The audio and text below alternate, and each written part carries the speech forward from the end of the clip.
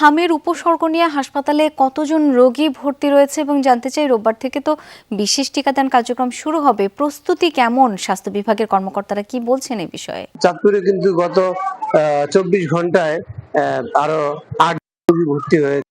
এই চাঁদপুর হাসপাতালে এখন 27 জন আছেন, অর্থাৎ কয়েকজন ইতিমধ্যে রিলিজ নিয়ে বাসায় চলে গেছেন।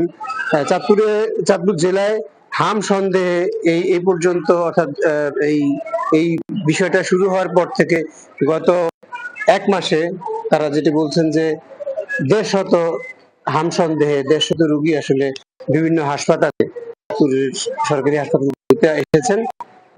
তারা স্যাম্পল সংগ্রহ করে পরীক্ষা করেছেন। এর মধ্যে 32 জন জেলায় হামের শনাক্ত হয়েছে।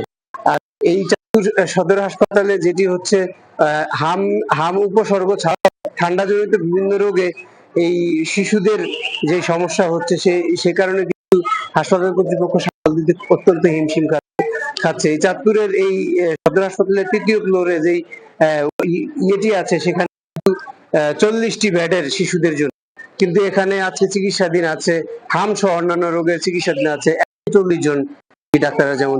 তো এই কারণে কিন্তু যারা আসছেন, অর্থাৎ হামের রোগীরাও কিন্তু সরকারি যে সেই সেবা থেকেও কিন্তু বঞ্চিত হচ্ছেন, কারণ এই বরাদ্দ যা আছে তা দিয়েই কিন্তু হাসপাতাল কর্তৃপক্ষ সবাইকে দিচ্ছে।